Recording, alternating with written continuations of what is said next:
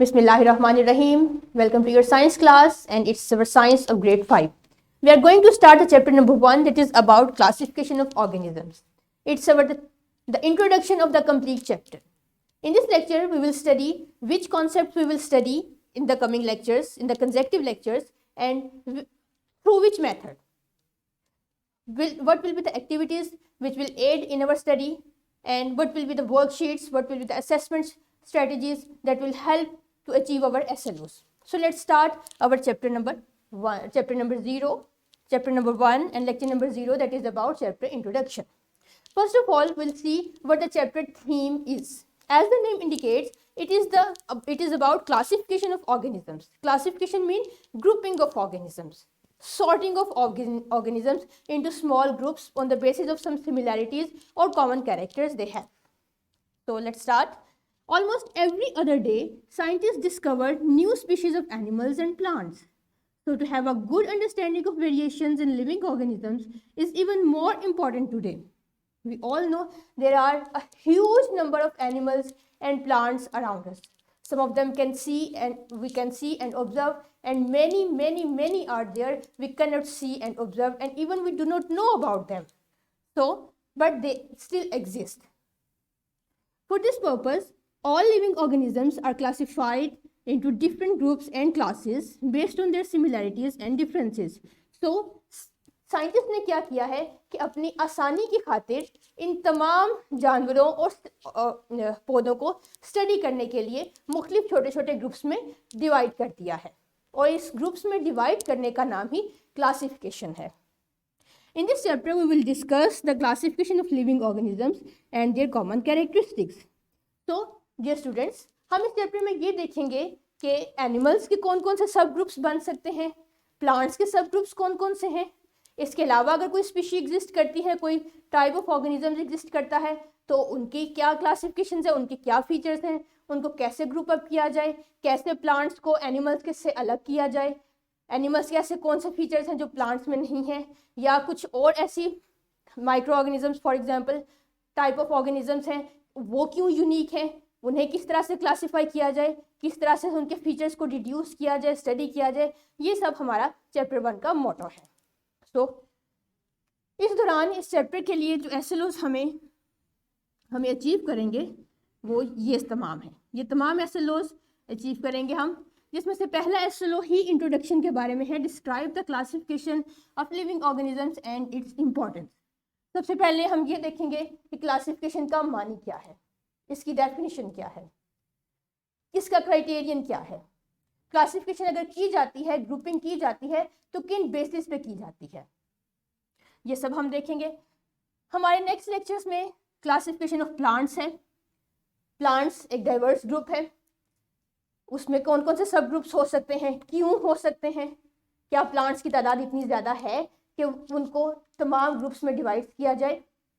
फिर हम ये देखेंगे कि एनिमल्स को कैसे क्लासीफाई किया जाता है. फिर एनिमल्स के सब क्लासिफिकेशन वर्टिब्रेट्स और इनवर्टिब्रेट्स को भी क्लासीफाई किया जाएगा. और आखिर में हम ये देखेंगे कि अगर हम इतने ज़्यादा तादाद में ऑर्गेनिजम्स मौजूद हैं जिनकी हमें ग्रुपिंग की ज़रूरत पेश आ रही है, तो ये सब हमारी ज़मीन को बायोलॉजिकली डाइवर्स बना देते हैं. बायोलॉजिकली डाइवर्स होने का मतलब ये है कि हमारे इर्द गिर्द लाइफ फॉर्म्स बहुत ज़्यादा हैं, और ये लाइफ फॉर्म्स एक ही तरह की नहीं है बल्कि इनके डिफरेंट फीचर्स हैं. तो हम बायोडाइवर्सिटी एक टर्म हमने कॉइन की है यहाँ से क्लासिफिकेशन की मदद से, और उस बायोडाइवर्सिटी को स्टडी करेंगे. ये देखेंगे कि हमारे इस प्लैनेट अर्थ पे इस बायोडाइवर्सिटी को कौन कौन से खतरात लाहिक हैं और हम इनको कैसे सदेबाब कर सकते हैं. So our first lecture will be about the introduction of classification. इस इंट्रोडक्शन ऑफ क्लासिफिकेशन में, जैसे कि मैंने पहले बताया, हम कुछ चीज़ों पे फोकस करेंगे. That is definition of classification, फिर सिस्टम ऑफ क्लासिफिकेशन, और जो सिस्टम हम पढ़ेंगे वो है 5 किंगडम सिस्टम.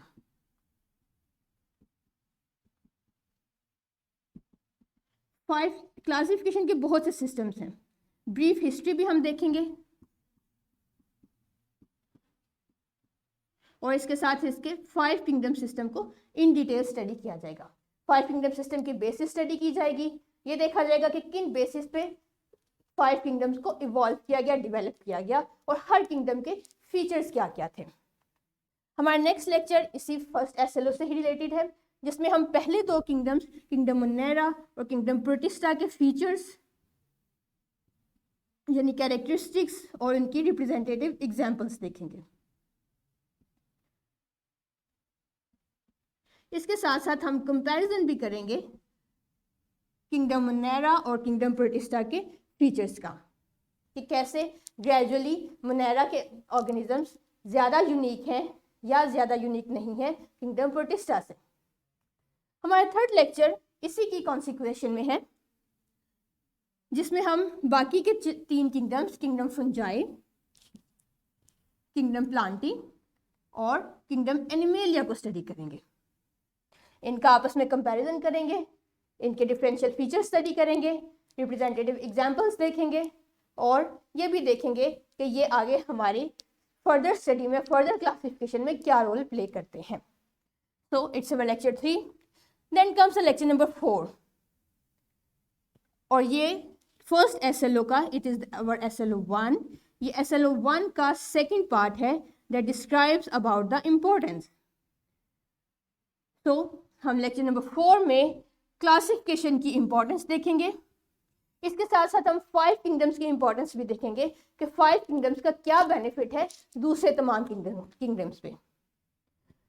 हम क्यों 5 किंगडम क्लासिफिकेशन को स्टडी कर रहे हैं, हम किसी और सिस्टम ऑफ क्लासिफिकेशन को स्टडी क्यों नहीं कर रहे। तो लेक्चर नंबर 4 में importance of classification as well as importance of 5 kingdom classification study की जाएगी।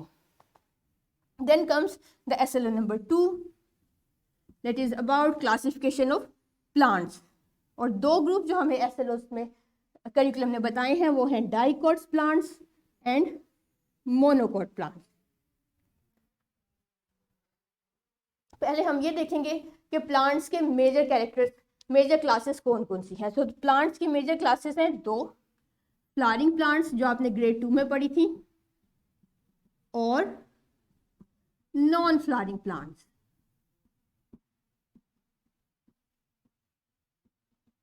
अब फ्लावरिंग प्लांट्स के मजीद आगे से 2 क्लासिफिकेशन, 2 ग्रुप्स पढ़ेंगे, जिनमें से एक मोनोकॉट है और एक डाइकॉट कैटेगरी है। यह हमारा लेक्चर नंबर 5 होगा। हम इनकी डेफिनेशन देखेंगे, इनके मेजर फीचर्स देखेंगे और एग्जाम्पल स्टडी करेंगे। अब लेक्चर नंबर 6 में हम मोनोकॉट का और डाइकॉट का कंपैरिजन करेंगे। मोनोकॉट से डाइकॉट्स आप जानते हैं on the basis of seeds है। तो अगर सीड्स ना हो तो क्या हम प्लांट्स को स्टडी कर सकते हैं, क्या हम प्लांट्स को क्लासिफाई कर सकते हैं in the absence of seeds? Yes we can. और हम कंपैरिजन करेंगे प्लांट्स का मोनोकॉट और डाइकॉट के। Compare, and it is our SLO number 3 that will be achieved in lecture number 6. Compare and contrast the structure of a dicot and a monocot plant with respect to their seeds, leaves and flowers. In 3 categories में, इन 3 major parts का comparison किया जाएगा।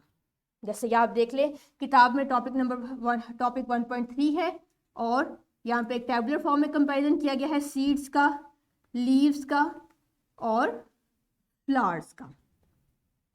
Then comes the lecture number 7, that is about the classification of animals. इसमें animals को classify किया जाएगा on the basis of presence of vertebral column, and it is our SLO number 4। Animals को classify किया जाएगा on the presence of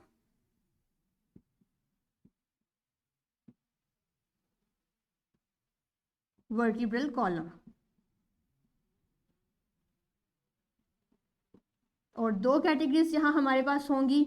एक को हम नाम देंगे इनवर्टिब्रेट्स का और दूसरे को नाम देंगे वर्टिब्रेट्स का। हमारी बुक में ये लेसन 1 टॉपिक 1.4 के अंदर डील किया गया है। इसमें हम थोड़ी सी एक्टिविटीज़ भी परफॉर्म करेंगे, एक प्रोजेक्ट परफॉर्म करेंगे जिसमें हम सर्वे करेंगे और वर्टिब्रेट्स और इनवर्टिब्रेट्स प्लांट्स को की कलेक्शन करेंगे। जी, ये तमाम टॉपिक हमारा एसओ नंबर 4 को के लिए है यहाँ तक। इसके बाद lecture number 8 that is about the further classification of vertebrates. As I have discussed earlier, their animals and plants constitute a huge group of organisms. Vertebrates, तमाम एनिमल्स सिर्फ वर्टिब्रेट्स और इनवर्टिब्रेट्स ही नहीं हैं, ये एक बहुत ही प्राइम या बेसिक कैरेक्टर है। जब हम इनको मज़ीद स्टडी करेंगे तो हम देखेंगे कि वर्टिब्रेट्स ग्रुप में भी बहुत सी वेरिएशंस हैं और इनवर्टिब्रेट्स ग्रुप में भी बहुत सी वेरिएशंस हैं। इन वेरिएशंस की बेस पे इन्हें वर्टिब्रेट्स को और इनवर्टिब्रेट्स को फर्दर क्लासीफाई किया जाएगा। और यहाँ पे पहले हम वर्टिब्रेट्स की क्लासिफिकेशन पढ़ेंगे। 5 क्लासेस होंगी वर्टिब्रेट्स की, fish, amphibians, reptiles, birds and mammals, जिनमें से हम अपने लेक्चर नंबर 8 में फिश और मैमल्स का कंपैरिजन करेंगे। पहले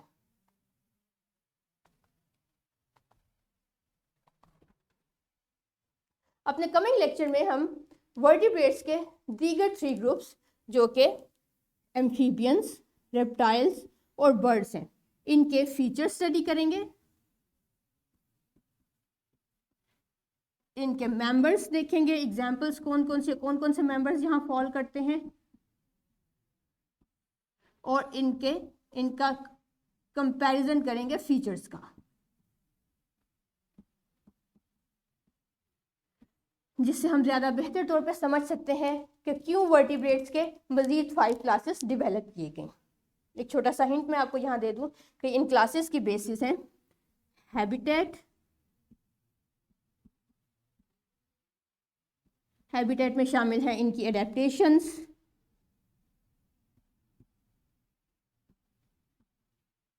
लाइफस्टाइल जिसमें टेम्परेचर, बॉडी टेम्परेचर वगैरह शामिल है, और मोड ऑफ रिप्रोडक्शन। इन दोनों बेसिस पे वर्टिब्रेट्स की 5 क्लासेस डेवलप की गई हैं, जो कि एक एक करके हम स्टडी करेंगे।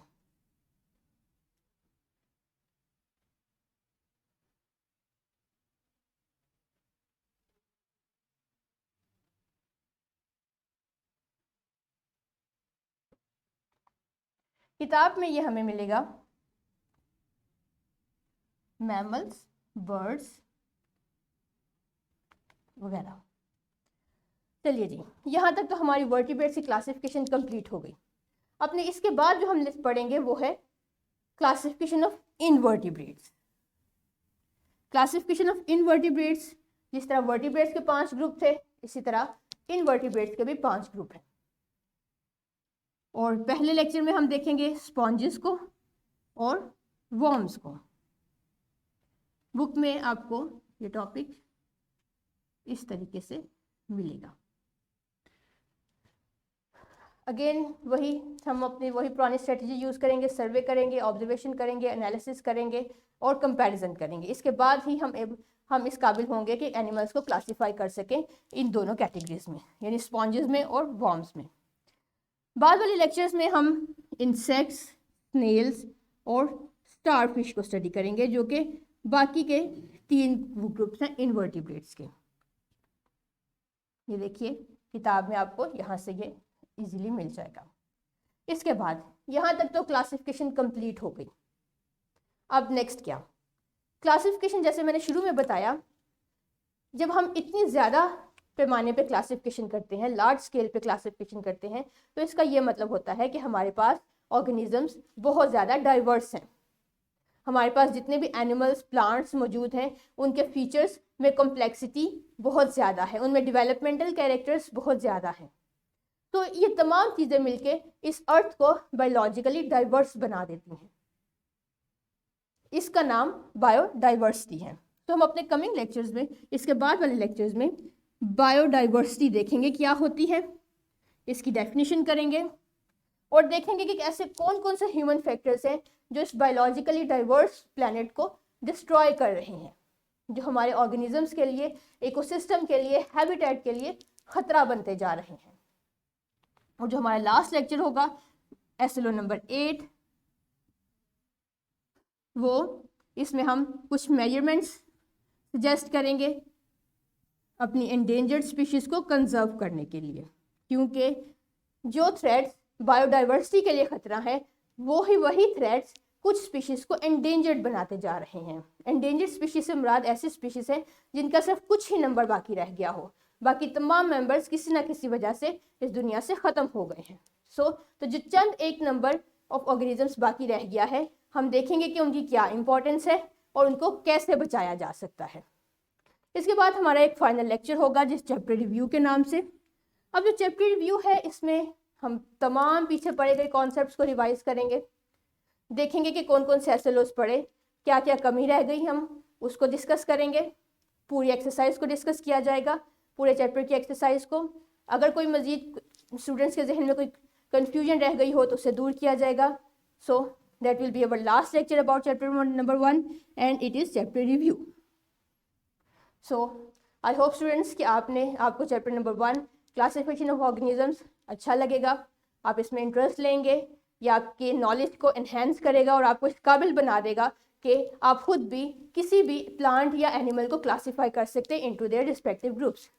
सो in the coming class we'll start lecture number 1 that is about introduction of classification. Until then अपना ख्याल रखिएगा। अल्लाह हाफिज़।